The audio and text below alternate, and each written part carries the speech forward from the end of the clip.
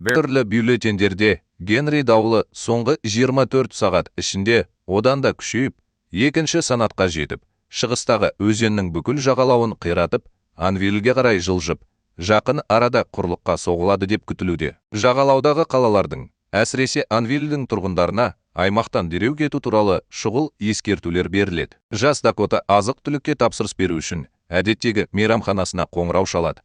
Бірақ қатты дауылдың салдарынан мекеме жабылып жатқанын хабарлайды. Фобиясынан қорқып, қалтырап, ол өзін үйден кетуге мәжбүрлейді. Көшенің арғы бетінен сиреналардың дауысы оның жүрегін елжіретеді. Ол қайтып оралуға бел буғанда, көршісіне сүрініп кете жаздады. Ол оған алаңдап қарап, оның жағдайы жақсы ма деп сұрады. Анасы қайтыс болғаннан бері оны көшеде көрмегенін айтып. Содан кейін ол оған отбасымен бірге эвакуациялауды ұсынды, бірақ Дакота бас тартты. Қаланың басқа бөлігінде Келли Рони есімді үлкен ағасының суға түсіп жатқанын бақылап отыр. Ал кенжесі Уилл оны жігерлендіріп жатыр. Көңіл көтеру сәті асырап алған әкесі Билли Алсоның ашуланған кейпіне еніп, жаңбыр астында болғаны үшін оларға ұрысып, егер олар ауырып қалса, ол медициналық төлемдерді төлейтін болады, дейді Келли. Ол оларды ешқашан нақты дәрігерге апармайтынын меңзеп. Билли одан дауыстап, қайталауын сұрайды. Бірақ қыз үнсіз қалады. Жақын жерде, Маккей ет комбинатында Лиза 9 айлық жүкті болып, көлікке қарай жүгіріп барып, оған тез мінеді. Оның әріптесі Боб оған көлікті абайлап жүргізуді ұсынады. Ал ол күлімсіреп жауап беріп, оған да солай тілейді. Әңгіме барысында Лизаның анасы оның Нью-Йорктен Анвильге көшуі туралы тақырыпты тағы да қозғады. Өйткені оның күйеу жігіті оны жүкті екенін білгеннен кейін тастап кеткен. Әңгімеден жалыққан Лиза ол туралы айтуды доғаруын өтінеді. Содан кейін анасы әпкесі сияқты ауруханада суда босану туралы шешімін өзгертті ме деп сұрайды. Лиза әлі шешім қабылдамағанын асыға айтады. Содан кейін анасы оның неге әлі күнге дейін қаладан кетпегенін сұрайды. Ал Лиза оны жақын арада кетуге ниетті екеніне сендірсе де, бастығы оны жұмысқа келуге мәжбүрлегенін түсіндіреді. Барған сайын үрейленіп отырған ана, жаңалықтарға сәйкес, су тасқыны салдарынан мемлекетаралық тас жолдар жабылып қалғанын ескертеді. Ал теңіз биологы доктор Дейл Эдвардс келе жатқан дауыл туралы хабарды мұқият тыңдап отыр. Оның әріптесі Брайан оның қаншалықты күшті болуы мүмкін екенін сұрайды. Дейл жағдайдың ауыр болатынын айтып, Бермуд аралдарының оңтүстігіндегі теңіз өмірі қазірдің өзінде солтүстікке қоныс аударып, қашып кетуге тырысып жатқанын атап өтті. Брайан барлық бұқа акулаларына маяктар орната алғанын білгісі келеді, бірақ Дейл мұны жоққа шығарады. Ол дауылдың салдарынан олардың саны тым көп өскенін түсіндіреді. Осы кезде портқа жауапты Грег дауыл тіпті гипотетикалық 6 санатқа жетуі мүмкін деп хабарлайды. Дейл бірден жиеніне телефон соғады. Дакота бірінші дыбыстық сигналдан кейін жауап береді. Ол оның қаладан кетудің қандай да бір жолы бар жоғын сұрайды. Ал егер жоқ болса, оны жеке өзі алып кетуді ұсынады. Осыған қарамастан, Дакота үйде болуды талап етеді. Дейл оған Анвильге дауыл соғатынын және тұрғындар оны тастап кетуі мүмкін екенін ескертеді. Өз жатын бөлмесінде жүзіп жүр. Дакота жағдайдың ауырлығын төмендетіп, бұл тіпті күлкілі болуы мүмкін деп әзілдеп, жаңалықтарда бәрі әрқашан асыра сілтейтінін айтады. Дейл оның қайғы-қасіретін түсінетінін және анасында сағынатынын айтып, үнін жұмсартады. Бірақ үйде жасырынған кезде ауырсыну басылмайды. Дакота күліп, мазақ етіп, оған әлі де жақсы күтім жасамайтынын айтты. Ол бірге ойнайды, әлі де үйреніп жатқанын мойындайды және оны тезірек алып кетуге уәде береді. Көлікте Билли рұқсатсыз шыққаны үшін бауырларына ауызша шабуыл жасауды жалғастырады. Екеуінде зиянкестер деп атайды және егер олар солай етсе, оларды бала асырап алу жүйесіне қайтарамын деп қорқытады. Өзін өзі ұстамау. Терезеден қараса, Рони қаладан кетіп бара жатқан адамдарды байқап қалады да, олар да кету керек пе деп сұрайды. Билли бұл идеяны жоққа шығарады. Менмендікпен бұл жай ғана жел мен жаңбыр екенін айтады. Жүргізуші теледидардан Генри дауылы одан сайын күшейіп, қазір 5-ші санатқа жеткенін хабарлайды. Дакота телефонын қосып, анасымен ойнап жатқан ескі бейнені көріп отыр. Ал әкесі оны видеоға түсіріп жатыр. Осы уақытта Билли бауырларын үйіне алып кетеді. Киплидің ойынша, егер су терезелерді сындыратындай көтерілсе, не болады? Билли тек әйнек күшейтілген деп жауап береді. Содан кейін ол жертөлеге түсіп, әйелі Рейчелмен амандасады және бұл кішкентай зиянкестерді ағының жанында жүзіп, жыланды қуып келе жатқанын ұстағанын айтады. Рейчел одан тынышталуын сұрайды және оларға бала күтімі үшін ақы төленетінін еске салады. Осы кезде Кипли келіп, олардың аш екенін айтады. Билли стиктер туралы естігеннен кейін агрессивті әрекет етеді және бұл оның ісі емес екенін айтады. Рейчел қызға бір қап нан лақтырады, ал Билли оған енді ешқашан ол жерге түспеу керектігін ескертеді. Ол қайықтан шығып бара жатқанда, Дейлге Джо есімді жергілікті тілші келеді. Ол бұрын болған акула шабуылы туралы пікірін тыңдағысы келеді. Таң қалған Дейл қандай оқиға туралы айтып жатқанын сұрайды. Джо Миртл Бичтегі ерлі зайыптыларға үлкен ақ акула шабуыл жасағанын және куәгерлер екі жануарды көрдік деп ант еткенін түсіндіреді. Дейл үлкен ақ акулалар әдетте топ-тобымен аң ауламайды деп жауап береді. Және егер олар бұқа акулалары болса, сипаттама әлдеқайда мағыналы болады деп мәлімдейді. Қаланың басқа бөлігінде Лиза көмекке шақыруға тырысады, бірақ айналасы мүлдем бос. Анасы қайта қоңырау шалған кезде ол көлікке отырады, бірақ қоңырау үзіледі. Өзін тыныштандыруға тырысып, Дакота радионы қосады. Репортер қалада қалуды шешкен тұрғындар денелерін табу үшін қолдарына тұрақты маркермен өз есімдерін жазу керек екенін ескертеді. Дауыл өткеннен кейін анықталды. Бірнеше минуттан кейін электр қуаты кенет өшіп қалады. Көп ұзамай бөгет бұзылып, теңіз суы қаланы қатты басып жатыр. Лиза нөсер жаңбырдың астында көлікпен келе жатып, Бобтың жолын кесіп өтеді. Ол оған қайтып оралуын айтып, ағаштар сол бағытта құлап жатқанын ескертті. Бірақ екеуі де жақындап келе жатқан судың гүрілін естігенде, Боб өз ойын өзгертіп, оған алға жылжып, биік жерді іздеуді бұйырады. Лиза көлікті бұтақтар арқылы итеруге тырысады, бірақ ол мүмкін емес. Боб жолын жалғастырады, бірақ бірнеше секундтан кейін ағын оны да басып озады. Дакота есеңгіреп, терезеден су деңгейінің қаншалықты тез көтеріліп жатқанын бақылап отыр. Биллидің үйінде ағайындылар судың келе жатқанын бақылап, оны ескертуге тырысады. Билли бұл жерде маңызды ештеңе жоқ екенін айтады. Рейчел олардың тез арада кету керек екенін айтады. Рони пикапты пайдалануды ұсынады, өйткені көлікте су астында жүзуге арналған түтік бар. Рейчел бұл идеяны ақымақ деп атайды, бірақ Билли тоқтап, баланың дұрыс айтқанын мойындайды. Көшелердегі заттар су тасқынына орана бастады. Лизаның көлігін ағыс үлкен бұтаққа кептеліп, оны қақпанға түсіргенше алып жүреді. Боб балықтың жемін суға шашып, оны теңізге қарай алып кетті. Терезеден Дакота көліктің жақын маңдағы бұтақта тұрып қалғанын көреді. Жақын жерде қайықтағы екі ер адам жүк көлігіне қарай келе жатыр. Олар әйелдің шарасыз айқайын естіді. Олардың бірі суға түсіп, Лизаның көлігіне қарай жүзіп, оны тыныштандыруға тырысып, оны шығарып салуға уәде берді. Содан кейін ол серігінен жүк көлігінен кескішті алуын өтінеді, бірақ кенеттен оны су астына тартып алады. Басқа адам досына қоңырау шалады, бірақ жауап алмайды. Ол Лизаға оны іздейтінін айтады, бірақ ол үрейленіп, кетпеуін өтінеді. Үйден не болып жатқанын көріп отырып, Дакота акулалар бар деп айқайлайды. Лиза бәрін бірден түсініп, ер адамды жүгіріп кел деп айқайлай бастайды. Содан кейін ол досының акуланың құрбаны болғанына куә болады. Шуды естіген Боб қираған жүк көлігінен шығуға тырысады, бірақ оған да шабуыл жасалып, төмен қарай сүйреледі. Лиза алдында тұрған адамның өлтірілгенін дәрменсіз бақылап отыр. Қайықта Дейл 17 тас жолдың толығымен су астында қалғаны туралы хабарды көріп отыр. Жолдың Анвильге апаратынын түсінген ол ноутбукке қарап, бөгет құлап кетпейінше, су соншалықты алысқа бармауы керек еді деген қорытындыға келеді. Брайан олардың қалаға қалай жететінін сұрайды. Дейл Джоның көмегіне жүгінуді шешеді. Егер олар оны Анвильге мүмкіндігінше жақын жерде көрсетсе, оған қалаған кез келген бейне жазбасын беруге уәде береді. Биллидің үйінде бауырлары асырап алған ата-анасының гаражға кіріп бара жатқанын бақылайды. Біраз уақыттан кейін олар суда жүзіп жүрген акуланы байқайды. Билли жүк көлігінің кілтін іздеп жатқанда, оған күтпеген жерден акула шабуыл жасайды. Рейчел су астына тартылған кезде айқайлайды. Билли қысқа уақыт ішінде су бетінде пайда болады, бірақ содан кейін Рейчел де суға түседі. Балалар айқайлап, Биллиден оларды тастамауын өтінеді, бірақ ол оларға мән бермей, жүк көлігіне жетіп, өз бетімен қашып кетуге тырысып, гаражға қарай жүгіреді. Ол ішке кірмес бұрын, акула қайтадан шабуылдап, оны сүйреп апарады. Есеңгіреп қалған Келли Рониге қарап, бұл олардың жаңа патронаттық ата-аналары болатынын білдіреме деп сұрайды. Рейчел тағы бірнеше минут тірі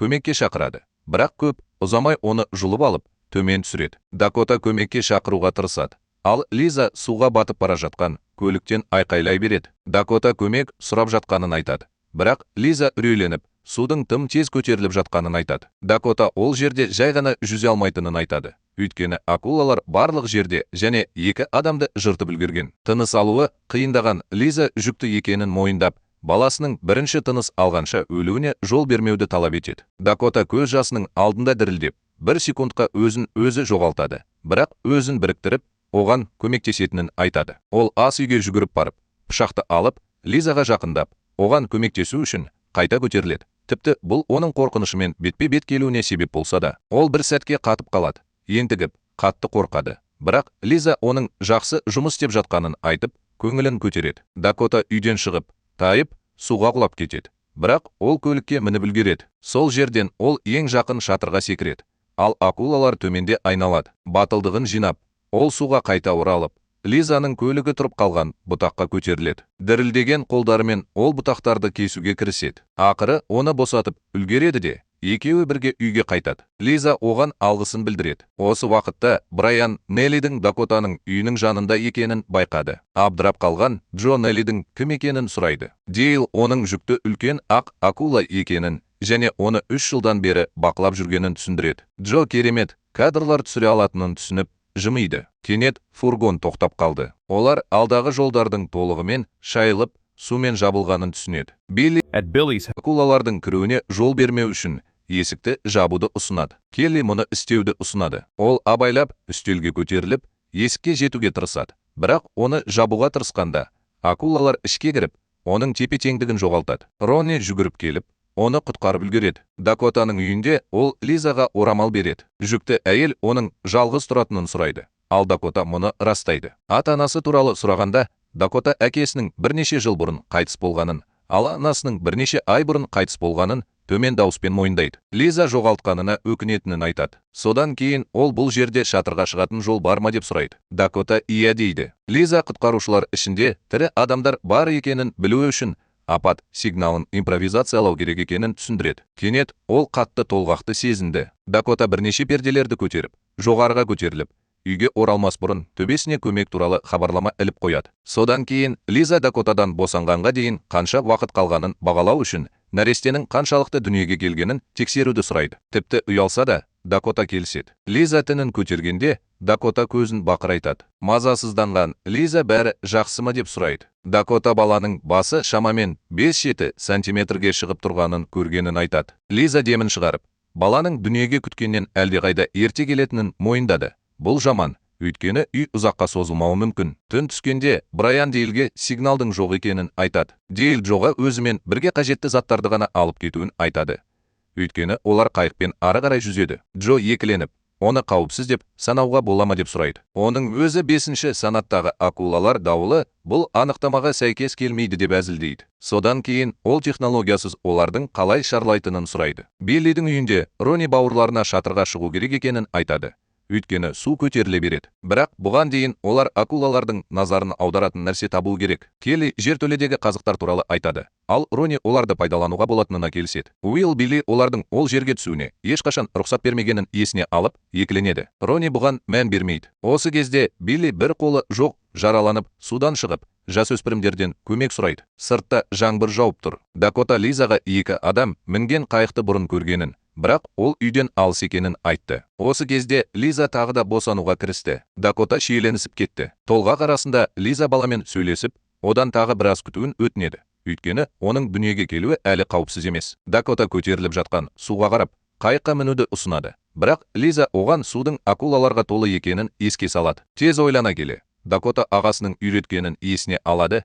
Діріл жараланған балықтар шығаратын апат сигналдарын имитациялай алады. Ол теңіз биологы болғандықтан, ол бұл идеяға сенеді. Содан кейін ол қызыл майшабақ ретінде пайдалану үшін барлық дірілдейтін құрылғыларды жинайды. Лиза бұл жерде ауырсынуды басатын дәрілер бар ма деп сұрайды. Ал Дакота оған бөтелкені лақтырып жібереді. Содан кейін ол бәрін бөлек полиэтилен пакеттерге салып, суға тастайды. Лиза оған алғысын білдіреді. Ал Дакота кетіп қалады. Биллидің үйіне оралғанда, ер адам Ричелдің аман қалғанын сұрайды. Ал балалар жоқ деп жауап береді. Содан кейін Ронни онымен бетпе-бет келіп, оны жүк көлігімен жалғыз қашып кетпек болды деп айыптайды. Билли көмекке шақырғалы жатыр деп ойлайды. Бірақ Ронни оған сенбейтінін анық айтады. Билли оған бұлай сөйлеуді доғаруды айтады. Ронни оның есімі бала емес, Ронни екенін айтып, оны түзетеді. Содан кейін Билли оған көмекке баруды бұйырады. Олар дауласып жатыр. Ал Ронни акулалардың барлық жерде айналып жүргенін көрсетеді. Билли акулалар балаларды ұнатпайтынын, иттер өз әріптестерін жемейтіні сияқты, олардың иісінде ерекше бір нәрсе болу керек екенін айтып, қауіптен арылтады. Бұл нәжіс. Ронни бірден қарсылық білдіріп, көршісінің иті балаларды ұнатпайтынын есіне алды. Ашуланған Билли оған қазір баруын айтады. Уилл бала асырап алуға көмектесу үшін чекті байқап, бұл өте көп ақша екенін айтады. Ронни құлағына сенбей, жағдайдың екіжүзділігін ашады. Билли жақсы өмір сүреді, стейк жейді және олар құрғақ нанмен қоректенеді. Билли жұмсақ денелі кейіп танытып, екеуінде жақсы көретінін айтады. Бірақ көп ұзамай кейіп танытуды доғарып, Ронниді кетіру үшін екінші қолымен қорқытады. Ол әрі қарай жүрмес бұрын Келли Биллиді тепкілеп, суға лақтырып жібереді. Бірнеше секундтан кейін оған акула шабуыл жасап, оны жұтып қояды. Келли Ронниге жануарлар алаңдап жатқанда жертөлеге жүгіруін айтады. Ронни суға түсіп, қазықты ұстап үлгереді. Ол жақын жерде қаруды көреді, бірақ ол құлыптаулы. Ол кетуге бұрылғанда көйлегі ілгекке ілініп қалады. Ол өзін босатып, қорапты алып, дәл уақытында жоғарыға қайтады. Осы уақытта Дакотаның үйі суға батып бара жатыр. Сыртта ол дрейфті қайыққа қарай жүзіп бара жатыр. Жолда ол акуланың суға лақтырылған дірілдейтін құрылғылардың бірін тістеп жатқанын көреді. Ол мүмкіндігінше жылдам қозғала береді, ал жануарлар жасанды жемге шабуыл жасай бастайды. Олардың біреуі ақыры оған қарай ұмтылғандай болып көрінгенде, олардың бәрі қорқып кеткендей тез жүзіп кетеді. Бірнеше секундтан кейін Дакота төмен қарап, себебін түсінеді. Оның денесінің астында үлкен ақ акула жүзіп жүр. Ол үрейленіп, қайыққа мініп, көзін жұмып, өлімнен оңай құтылғанына таң қалды. Алда Дейлдің тобы баяу Анвилге жақындап келеді. Джо неліктен акулаларды зерттеуді таңдағанын сұрайды. Дейл Замбези өзенінің жағасында өскенін айтады. Онда ең қорқынышты жануар бегемоттан басқа ешкім емес, ақылды, жылдам және өте аумақтық болды. Ол бір күні өзеннен шаяндарды іздеп жүргенде, бегемот оған қалай жүгіргенін есіне алады. Ол шабуыл жасамақ болған кезде, оған күтпеген жерден екі бұқа акуласы шабуыл жасаған. Дейл бұл бегемоттың көзінен бұрын соңды көрмеген нәрсені көргенін айтады. Қорқыныш. Дәл осы сәтте оның акулаларға деген құмарлығы басталды. Содан кейін Джо бұқа акулалары қорқатын нәрсені тапты ма деп сұрайды. Дейл олардың үлкен акулалардан аулақ болуға бейім екенін және белгілі бір электр тогы олардың бағытын бұзуы мүмкін екенін айтады. Кенет Брайан сигнал қайта оралды деп айқайлады. Олар деректерді тексергенде Анвилдің айналасындағы сулардың акулаларға толы екенін түсінеді. Таң атқанда Дакота қайықта шошып оянып, үйінің толығымен дерлік су астында қалғанын көреді. Ол балық аулайтын арфаны алып, ескекпен жүзе бастайды. Үйдің ішінде Лиза үрейленеді, бірақ өзін тыныш дем алуға мәжбүрлейді және өзін тыныштандыру үшін музыка ойнайды. Биллидің үйінде Ронни өзі әкелген қорапты ашады. Ол мылтықты ала алмағанын, бірақ жертөледен тағы бір нәрсе әкелгенін мойындайды. Үшеуі ішінен динамит таяқшаларын тауып алады. Тез ойлана келе, олар бағананы динамитке бекітіп, акулалар жемді тістеп алады деп үміттеніп, бәрін суға тастайды. Бірақ ештеңе болмайды. Содан кейін Уилл деректі фильмде көргендері туралы түсініктеме береді. Діріл акулаларды өзіне тартады. Бұл үшеуі суда діріл жасай бастайды. Көп ұзамай жануарлар жақындай бастайды. Олар қауіпсіз жерге жүгіреді. Бірақ Роннидің көйлегі қайтадан шатасып қалады. Соған қарамастан, ол уақытында өзін босатып үлгереді. Бірнеше секундтан кейін динамит жарылып, акулаларды өлтіріп, бауырларын бақытты және жарақатсыз қалдырады. Сонымен бірге Дакотаның үйі су тасқынының қысымымен ақыры құлап жатыр. Лиза жоғарыға жүзуге мәжбүр болады және дәл сол жерде суда босанады. Ауырып айқайлап, ол жаңа туған нәрестені бетінен көтеріп, оны ақырын тыныштандыруға тырысады. Акулалар оның айналасында айнала бастайды. Тез ойлана келе, Лиза баланы қалқымалы жәшікке салып, өткір ағаш кесіндісін алып, оны жануарлармен күресу үшін пайдаланады. Дакота келе жатыр деп айқайлайды. Ол жақындап келе жатқанда, Лизаның арқасынан акуланың пайда болғанын байқап, балық аулайтын гарпунды атып тастайды. Ақыры әйелге жеткенде, ол баланы қолына алады. Алайда, акула қайықпен соқтығысып, Дакотадағы жағдайды тұрақсыздандырады. Дәл осы сәтте Дейл пайда болып, акулаларды үркіту үшін электр тогын шығаратын құрылғыны суға лақтырады. Осыған қарамастан, олардың бірі әлі де Дакота мен Лизаға қарай жүгіреді. Бақытымызға орай, үлкен ақ акула жауға шабуыл жасап, оны жалмап жатыр.